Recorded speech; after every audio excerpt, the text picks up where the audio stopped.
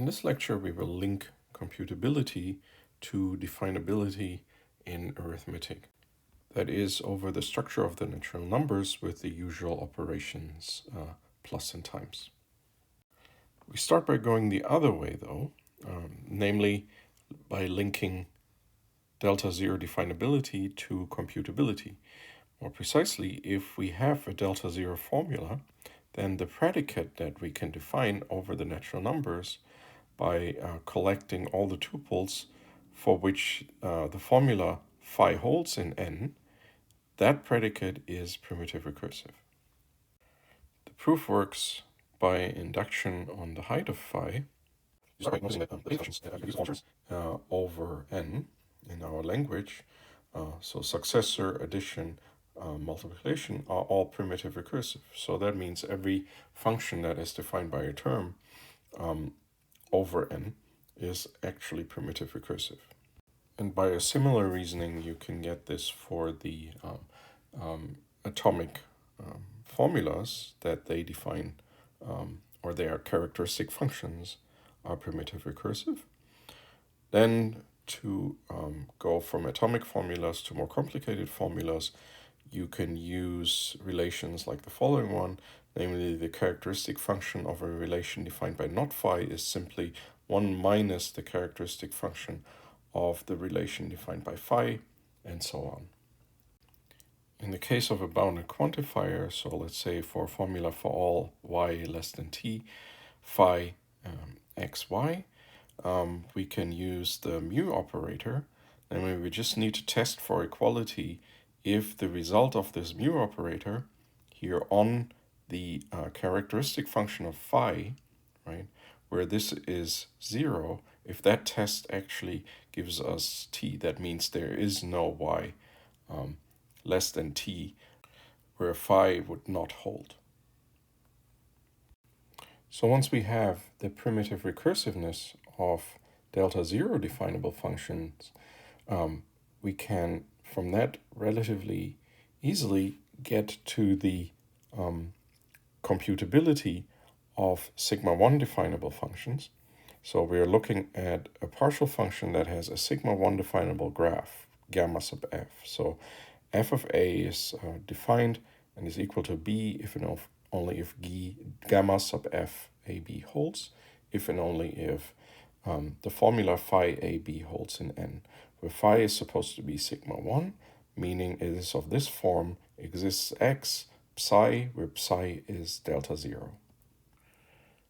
So we want to show that such a function is now partial computable, not quite primitive recursive anymore, but partial computable.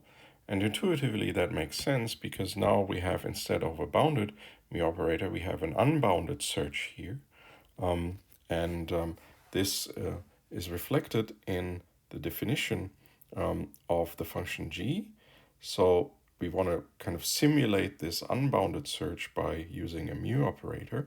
So let's define this function g here as the least z, such that there exists two witnesses, or a tuple and a y here, less than or equal to z, such that their coded tuple is equal to z, and psi of x, a, y holds.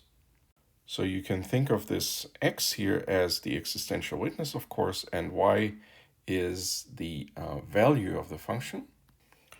And now, since this here is delta 0, and the others are, this is a bounded quantifier, so this here would define a primitive recursive relation, and therefore one application of a mu operator gives us a computable function.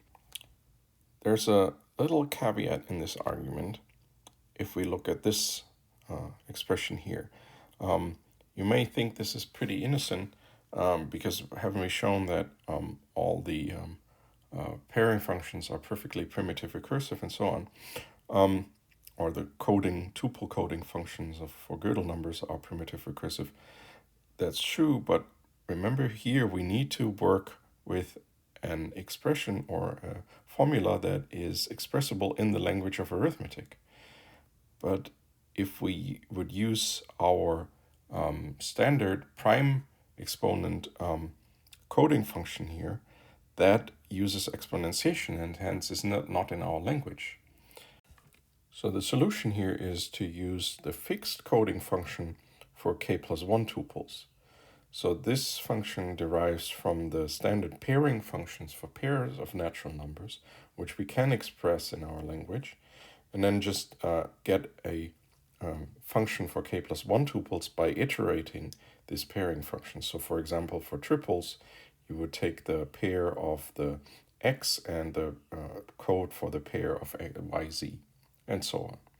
So if we use that, and since our arity here is fixed, we can do that, we get indeed an expression in our language, and therefore the whole thing is still a primitive recursive relation here.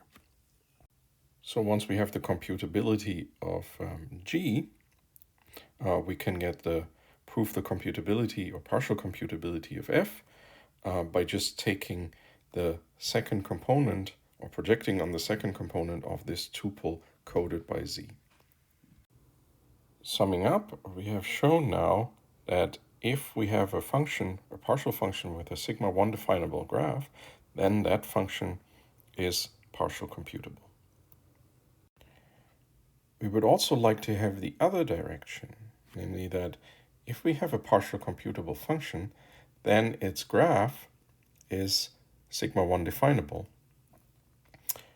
To show that, we would take the family of all functions with sigma 1 definable graph and would show that this family contains the basis functions, and that's not hard to see. So the basis functions 0, successor, and projection.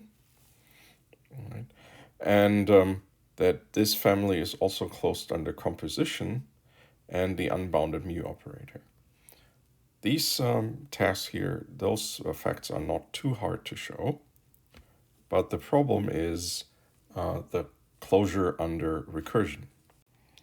The problem with recursion in this context is that, of course, the function that we define via recursion appears on the left side and the right-hand side, which we are not allowed to do in a definition using the language of arithmetic. The idea is, of course, to then code somehow the values of the function up to the value where we want to compute them, and then retrieve the value from that coded sequence. We already saw a little taste of that when we looked at the course of values recursion. The problem is that we will need a coding function which is independent of the length, so it works for all lengths of coded tuples. Our prime exponent coding function, so the standard coding function we've been working with, has that property, so it works for all lengths uniformly. But as we observed in the previous slide, the problem with that function is that it uses exponentiation, and that's not in our language. Fortunately, Gödel found a solution to this problem, which is nowadays known as the beta function. So he proved that there exists a delta zero definable function beta, such that for every k in n and for every finite sequence of natural numbers of length k, there exists a natural number c, such that bci gives you just the ith element in that sequence. And as I said, we cannot use exponentiation, so the usual prime power encoding here. Gödel's idea was to use the Chinese remainder theorem, and we briefly describe his approach. So you start with taking the maximum of k and the ai's, and then you take m to be b factorial, where b is this number here. Then it is not hard to see that the numbers m plus 1 up to k times m plus 1 are mutually relatively prime. So we can apply the Chinese remainder theorem to these congruents or residue classes and find an A such that A is congruent A sub I modulo I plus 1 times M plus 1 for all I less than K. So then I can take the pair, the encoded pair, AM. So here again, this is the fixed coding function, the polynomial coding function we saw on the previous slide.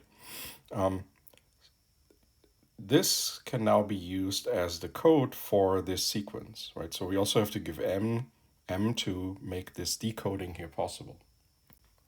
You should go over these steps probably in more detail to make sure you see how it works, and in particular to also verify more rigorously that this function here, if you take the code here and the decoding of this, right, then is indeed delta zero definable and hence primitive recursive.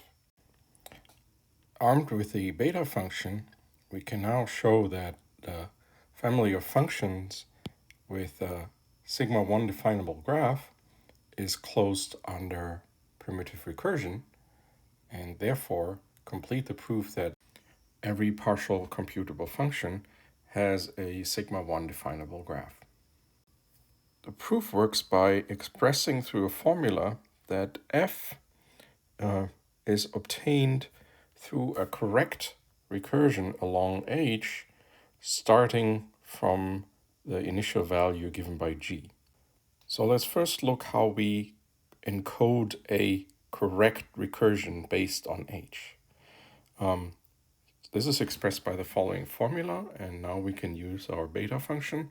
So for all I less than y, there exists Rs such that BUI is R and BUI plus 1 is S, and the tuple XIRS is in the graph of H.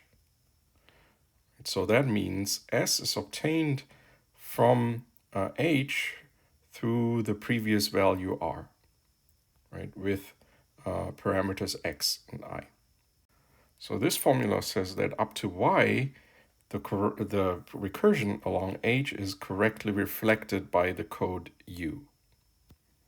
Now we want this to be sigma 1 definable. Here we have a bounded quantifier and then an existential quantifier. So let's manipulate this a little bit to make this, bring this in sigma 1 form. This is a little trick, right? Because we can just say there exists a bound, and then we can bound this existential quantifier here also by W. And such a W exists because we only have finitely many i's here to consider. So there's only finitely many of them, so we can just take the maximum of the witnesses that are sufficient here. Now to get a complete definition of the graph of f, we just need to add the condition that the initial value is given through g. So here's the formula. There exists a u that's supposed to code the course of values of f. There exists a v that's supposed to code the initial value. And here this condition just says that the first entry in our u sequence is exactly that v. And then this condition just says that our last value, right, for which we want to compute f, is given by z, and then this is as before. So w is our artificial bound here, so to make this a truly sigma 1 formula.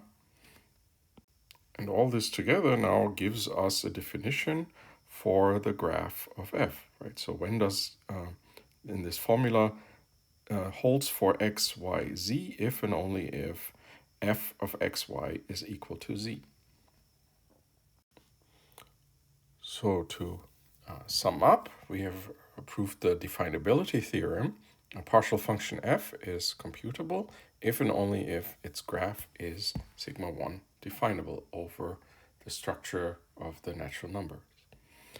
As an easy consequence of that, we get that if we take f to be the characteristic function of a set, let's say a, then a is recursively enumerable if and only if it is sigma 1 definable. One direction from here to here we've already seen using the special sigma 1 definition based on the universal Turing machine.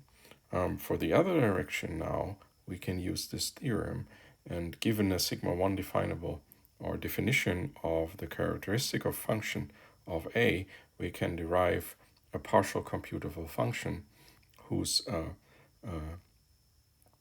domain is a. And since the negation of a sigma 1 formula is a pi 1 formula, we ought to also get that a set is co-RE if and only if it is pi 1 definable. And we've also seen that a set is computable if and only if it is RE and co-RE. So that gives us the equivalence between computable and delta 1 definable.